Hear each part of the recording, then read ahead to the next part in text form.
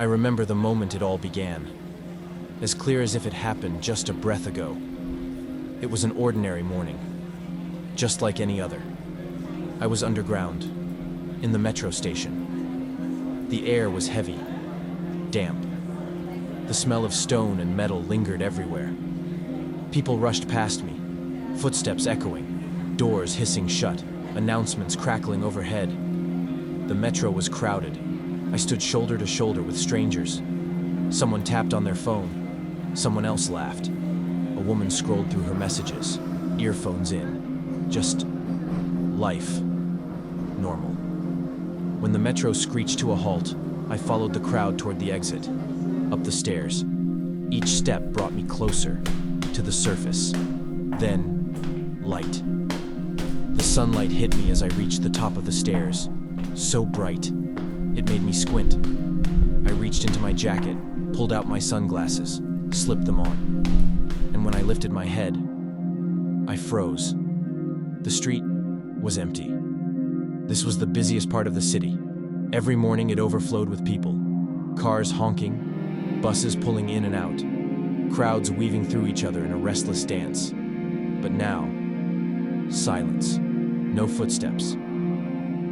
The traffic lights still blinked green. A bus sat motionless at the stop, its engine humming faintly. Cars stood scattered across the road. Some pulled neatly aside, others stranded. In the middle of the intersection, doors closed, windows intact, hazard lights clicking on and off.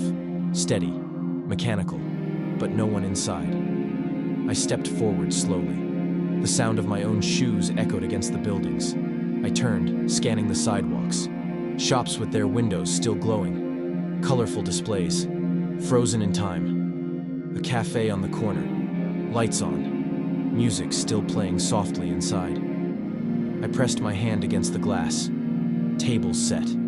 Coffee cups steaming on the counter. As if someone had just walked away mid-pour. Chairs lined neatly. Everything in its place. Except the people. My chest tightened.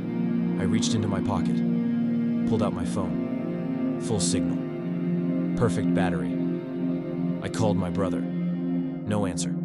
I called my best friend. Straight to voicemail. I tried again, and again. One call after another. Name after name. Each ringing tone louder, sharper, cutting through the silence of the street. But no one answered. I swallowed hard, my throat dry. The weight of something unknown pressed down on me. I wanted to shout, to break the silence. But my voice caught in my chest. I turned in circles, staring at the empty road, the silent buildings, the still machines. The wind picked up, carrying the faint rustle of leaves, a newspaper scraping across the pavement. But no laughter, no shouting, no sound of life. For a moment, I let myself believe it was a dream, a trick, some strange illusion. But deep down, I knew. The world had been full, just minutes ago. Full of strangers, of voices, of breath. And now, it was gone. Gone, except for me.